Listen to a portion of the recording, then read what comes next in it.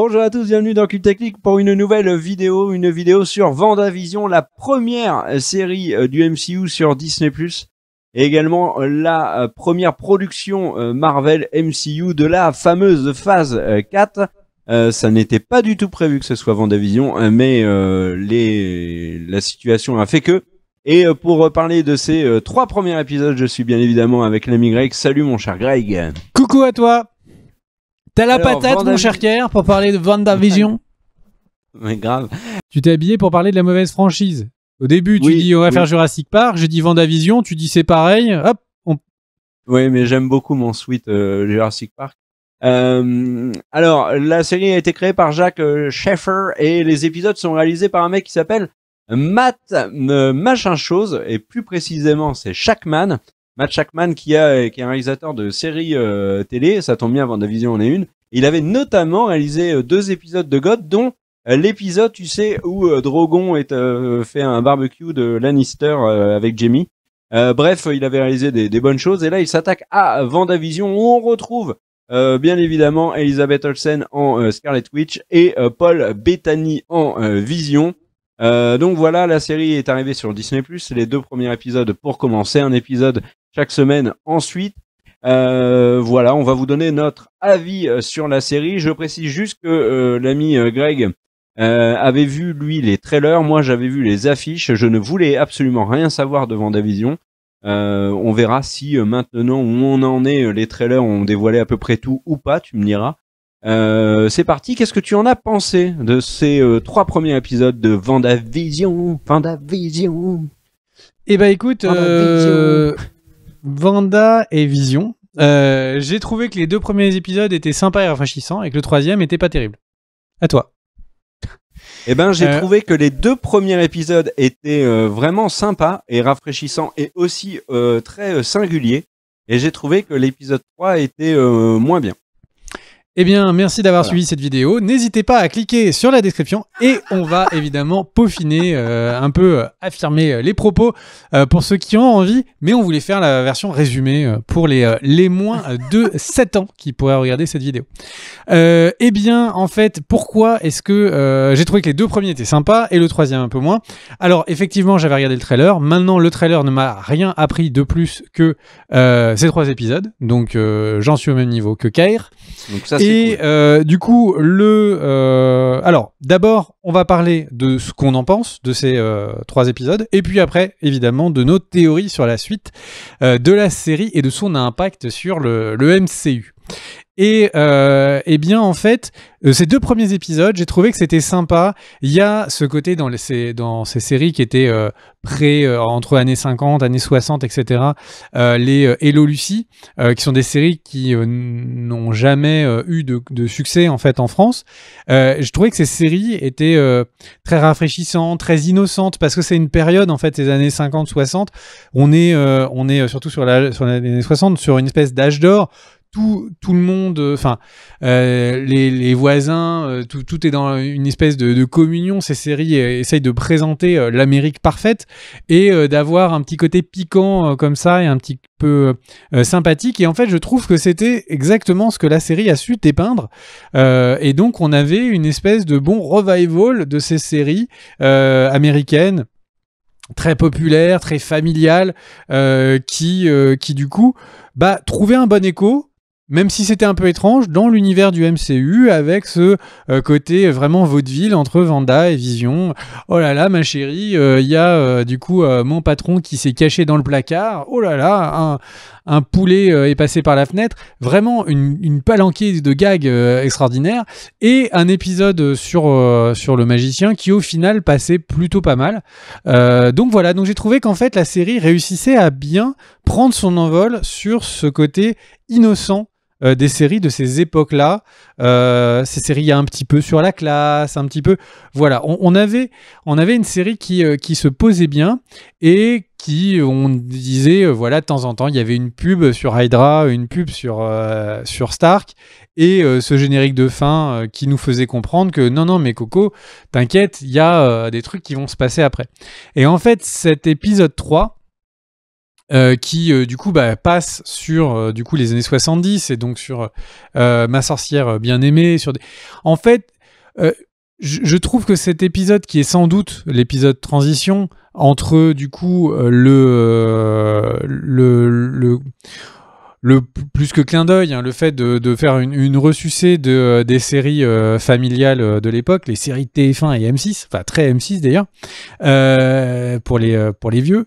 Et le truc, c'est que en fait, c'est des séries qui moi me parlent moins. Je trouve que quels sont les gars qui marchaient bien. En plus, là, on sent que le côté super-héroïque est un peu de plus en plus perturbé. Vision doit utiliser ses pouvoirs pour aller chercher le docteur. Il y a de plus en plus de moments malaisants de Vision qui du coup se rend compte qu'il y a un problème et sa mémoire est effacée. On remonte un petit peu dans le temps. Les voisins, en fait, on commence à avoir un côté Twin Peaks. Et alors là, c'est plus du tout le côté sympathique et frais et innocent des premières séries. C'est ce côté chape de c'est vraiment tout est étrange. Et en fait, on a vraiment en permanence des bugs dans la matrice. On pourrait voir deux chats qui passent l'un à la suite des autres. L'agent Smith qui vient vous vendre les bibles des témoins de Jéhovah. Enfin bref, en fait, on commence à arriver dans l'étrange. Alors, je parlerai de mes théories après que Kerr ait pu donner son avis sur les 3 premiers épisodes. Mais voilà, très clairement, j'ai l'impression que la série, elle commence à essayer d'avoir son côté MCU, il faut faire avancer le MCU d'un côté. De l'autre côté, il y a ce côté, on veut faire des clins d'œil à toutes ces séries américaines parce que c'est une des premières séries du MCU qui sont diffusées sur Disney+. Et de la même manière que je ne peux pas tirer ça des deux côtés là parce que j'ai un micro, eh bien ils ne peuvent pas non plus faire ce grand écart de manière très réussie, tout simplement parce que c'est trop éloigné, ou en tout cas la manière dont ils nous ont présenté ne donnait pas l'impression qu'un rapprochement était possible. Et du coup, eh bien ça donne une série qui est complètement déséquilibrée sur cet épisode et qui en fait est un petit peu ce que j'en attendais quand on voyait les trailers où on se disait mais où est-ce qu'ils vont, et c'est un petit peu ce qu'on se dit là maintenant, c'est où est-ce qu'ils vont. Si d'un seul coup on arrive directement dans le monde réel, enfin bon, je parlerai de mes théories après, mais du coup, à quoi ont pu servir ces introductions, ces 3 épisodes d'introduction, sauf pour des clins d'œil. Je rappelle que Kevin Feige a dit que lui était un grand fan de I Love Lucy, etc. Enfin, Hello Lucy ou I Love Lucy, j'ai un doute. Et que du coup, il était très content de pouvoir amener ça dans le MCU. Donc c'est sans doute la raison principale. Mais à côté de ça, on a vu que ce serait bizarre qu'ils cassent cette mécanique dès l'épisode prochain. Donc encore une fois, je trouve que cette série, elle est mal équilibrée. Je suis très heureux d'avoir du MCU à me mettre sous la dent. Ça, il faut quand même le dire, parce qu'on n'a pas eu de MCU l'année dernière. Donc c'est vraiment plaisant. Mais là, c'est vraiment par la toute petite porte. Et pour les fans, mais bon, j'en parlerai après, pour les fans de comics, de voir le Sword apparaître de cette manière-là, si c'est vraiment pas la petite porte, je sais pas quoi dire. Enfin bref, Pierre, je te laisse donner ton avis avant qu'on puisse parler des théories sur la suite de la série. Tu parles de petite porte, mais dans les faits, c'est quand même le lancement de la phase 4, c'est 1 an sans MCU. Ça pourrait être... C'est un vrai... Quand j'appelle... Ça devait, à mon sens, être une petite série, et ça a été vraiment, par la force des choses et la crise sanitaire, propulsé en événement. Et d'ailleurs, ça a fait énormément parler sur les réseaux sociaux lors du lancement. Je suis pas vraiment d'accord avec toi, Car. Si je peux me permettre, en fait, pourquoi je parle de petite porte, c'est par rapport à la qualité de sa série et ses ambitions. Par contre, on ne peut pas dire que c'est une série qui a été faite pour être une petite série comme ça et qui avait peu d'ambition. Je dis ça parce que si tu te rappelles les annonces quand les séries sont arrivées, ils ne disaient pas WandaVision est la plus petite série avec Loki qui avait été une plus grosse. C'était les séries du Marvel, enfin du MCU, vont avoir chacune pour l'intégralité d'une saison le budget d'un gros film. Donc on avait quand même une ambition qui était majeure sur ces séries. Et au final, on se retrouve avec une série qui, pour l'instant, c'était un petit sitcom. Donc peut-être que la suite, ils ont gardé le budget, ils l'ont mis sous le canapé, et pour pouvoir ensuite utiliser un budget qui va tout dévaster, c'est fortement probable. Mais pour l'instant, c'est vraiment la toute petite porte. Les 2 premiers épisodes, on se dit c'est sympa. Le 3e, on se dit comment ils vont tout connecter. Mais on parlera des théories sur la suite. Alors, mon cher. C'est intéressant que tu parles du budget parce qu'il faut revenir là-dessus. Il y en a fait beaucoup de gens qui, au moment du lancement de Vendavision, ont dit c'est la série la plus chère de l'histoire parce qu'ils ont repris, ce qui est complètement faux, puisqu'ils ont repris le tweet de Marvel et la déclaration de Marvel qui disait pour nos séries, nous avons un budget de 25 millions de dollars par épisode. Alors 25 millions de dollars pour le premier épisode, on en est incroyablement loin. Les acteurs Elizabeth Olsen, Paul Bettany n'ont pas du tout des cachets pharaoniques. En fait, ce qu'il fallait comprendre, c'était que les séries Marvel développées sur Disney+ pouvaient avoir un budget de 25 millions par épisode, si bien évidemment ils en avaient besoin. Vendavision, la presse américaine est revenue et a analysé un petit peu et s'est renseignée. Vendavision a coûté, avec la com, environ 150 millions de dollars. Donc on est loin des 25 millions pour les 9 épisodes, ce qui fait un peu moins de 250. Donc, enfin, en l'occurrence, ça fait 225.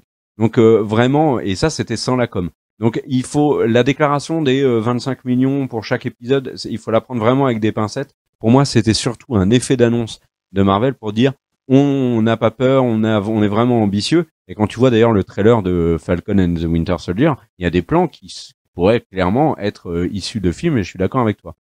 Alors moi, je vais revenir sur mon avis sur ces trois premiers épisodes.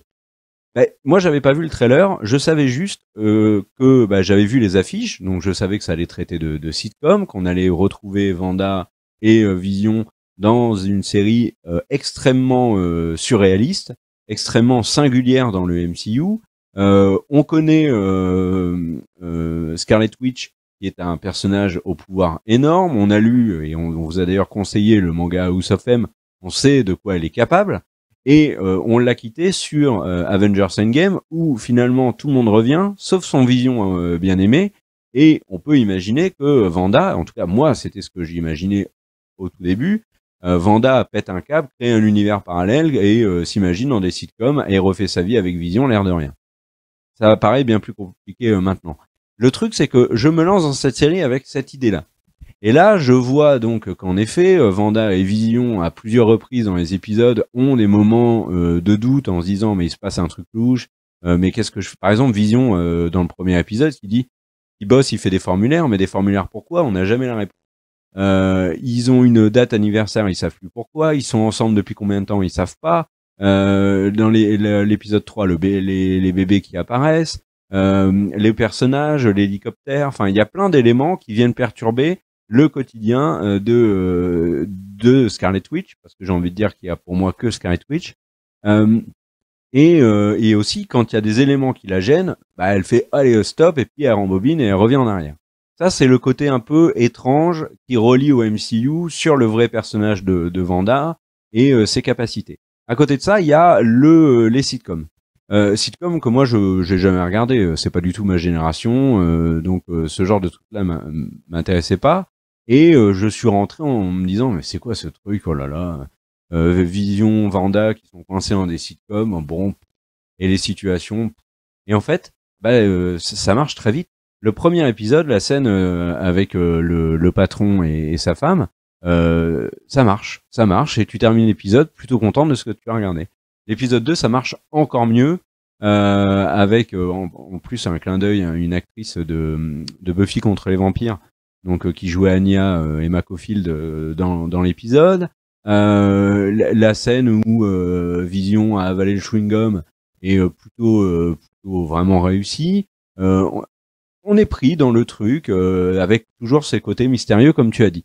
Et puis l'épisode 3, ce qui m'a dérangé, où j'ai dit que ça me plaisait moins, c'est pas du tout sur le côté méta, tu sais, qu'est-ce qui se passe, l'intrigue, oulala, il y a des indices, tout ça c'était réussi.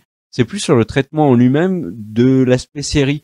La grossesse, la manière dont c'est amené, je trouve ça un peu lourd. Par exemple, la scène avec la cigogne, je l'ai trouvé long, un peu. J'ai trouvé l'épisode un peu lourd. Mais en dehors de ça, sur ce qu'il nous montre et sur les indices qu'il donne, la série est pour l'instant plutôt réussie. Même si, je t'avoue que la fin de l'épisode m'a un peu déçu, le fait que le personnage, le personnage mystérieux, qui d'ailleurs reviendra dans d'autres films Marvel, Et d'ailleurs, normalement, ce personnage-là est un super-héros de l'univers Marvel, mais on ne sait pas encore lequel. Alors, je sais plus comment elle s'appelle dans l'épisode. Elle s'appelle Géraldine. Et ben Géraldine, elle sort finalement du monde de Westview, et on comprend en fait que c'est pas un univers parallèle qu'a développé Scarlet Witch. C'est une sorte de dôme. Et ça m'a un petit peu déçu. Ça m'a un petit peu déçu. Et du coup, je propose qu'on rentre dans les théories, si tu le veux bien. Pour toi, qu'est-ce qui va arriver dans cette série? Qu'est-ce qu'on est en train de voir? Qu'est-ce qui va se passer? Du coup, j'ai un peu l'impression là que ça y est, l'histoire est un petit peu dépliée. Et effectivement, quand on suppose, même si c'est une supposition, que ça y est, on est en train de voir une version de House of M. Alors House of M, je vais résumer sans spoiler le comics. Mais en fait, donc dans ce comics, Scarlet Witch, donc qui a des pouvoirs qui s'intensifient pour altérer la réalité, a une crise de folie qui est due à des événements négatifs qui lui sont arrivés. Je veux pas vous spoiler. Et en fait, elle va créer une réalité alternée où tout le monde a des pouvoirs. Tout le monde est devenu un mutant. Et en fait, du coup, sauf Logan, donc lui n'a pas sa vision altérée, pardon. Et du coup, on suit Logan qui essaye de ramener le monde à la normale. Et donc en fait, là, bon, concrètement, on a l'impression qu'on a gardé ce côté. Là, Scarlet Witch est capable d'altérer le monde autour d'elle. Et donc, c'est pour ça qu'il y a ce fameux dôme. Et à côté de ça, du coup, elle est en train en permanence de réécrire le monde pour que ce soit le monde dont elle rêve. C'est-à-dire qu'en fait, on a un monde où Vision et elle sont les héros et héroïnes d'une histoire familiale qui potentiellement serait, je suppose qu'on découvrira que ce soit les choses qu'elle aimait regarder quand elle était gamine en Sokovie avant que la bombe estampillée Stark tombe dans son salon. Et que du coup, elle vive cette vie rêvée, cette vie où elle a 2 enfants, ces 2 enfants en plus qui sont des jumeaux, alors qu'elle-même était jumelle avec le Vif Argent. Et le truc, c'est qu'on a vraiment cette sensation qu'elle est en train de recréer sa vie rêvée, et qu'en fait, Vision, qui lui est très pragmatique, se rend compte en permanence des barrières, enfin en tout cas des limites de ce monde, et du fait qu'il n'est pas forcément réel, et du coup, elle le brainwash en permanence. Volontairement ou pas, on saura peut-être après, mais clairement, on est en train de voir un épisode de folie de Scarlet Witch, je pense.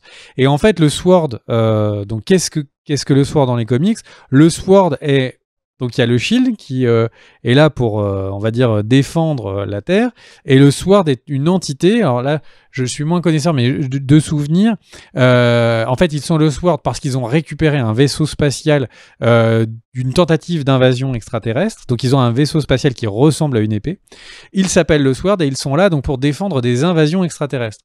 Et en fait, c'est le seul truc que je trouve un peu étrange, c'est qu'ils ont tous bon, clairement, elle a le symbole du Sword, on voit des logos du Sword en permanence, donc c'est le Sword, sauf que là, ça a l'air d'être House of M qui n'est pas une invasion extraterrestre, et c'est le seul point qui me fait douter sur ce côté très évident que c'est une adaptation d'House of M et que peut-être il y a des extraterrestres en place.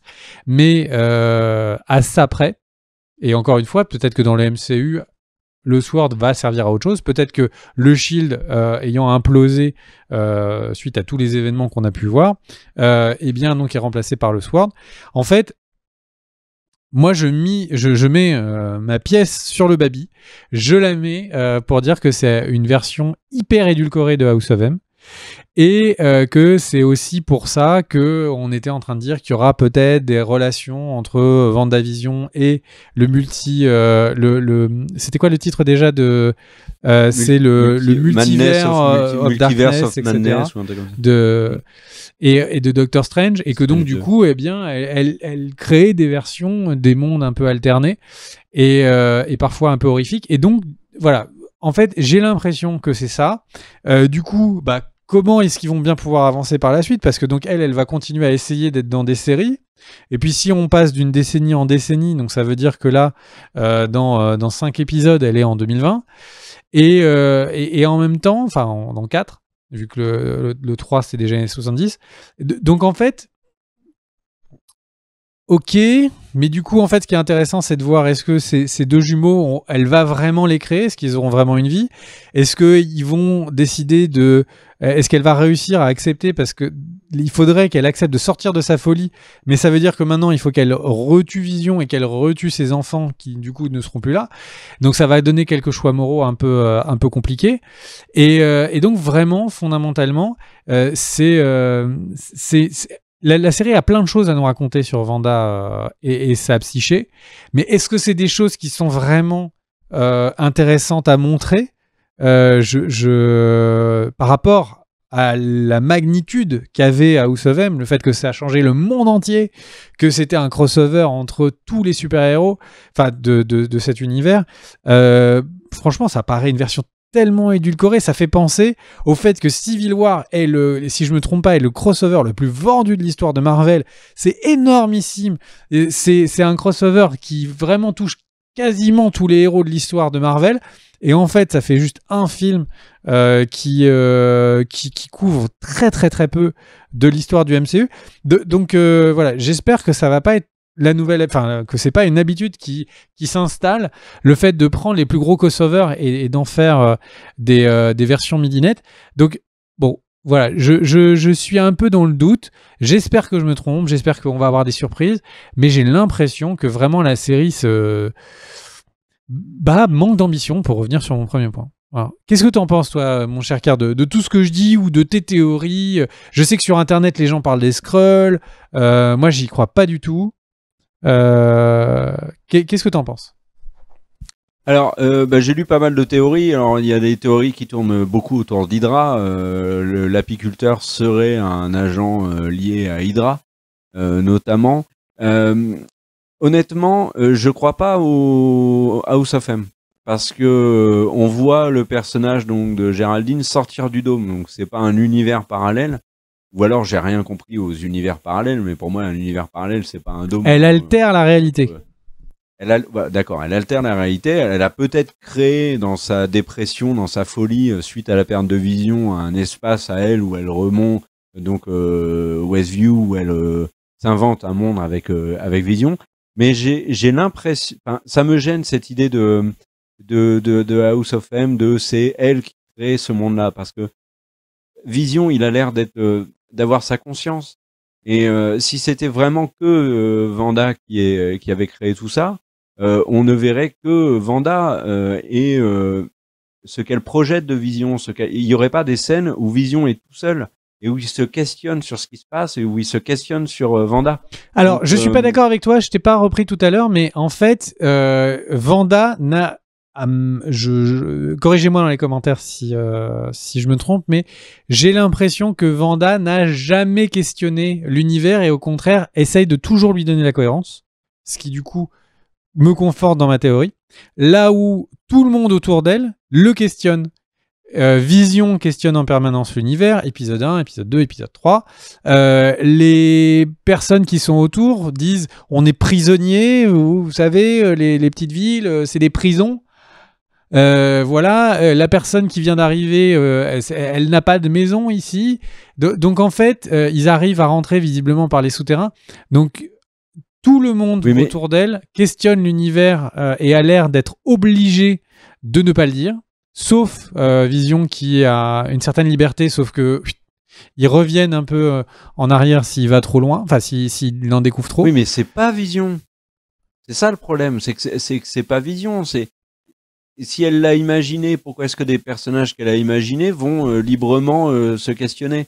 Et elle se pose aussi des questions, Wanda. Elle ne sait plus pourquoi il y a une date sur le calendrier. Elle ne sait pas depuis combien de temps elle est avec Vision. Elle ne comprend pas. Elle est perdue comme ça. Elle est un peu perdue dans ses repères spatio-temporels.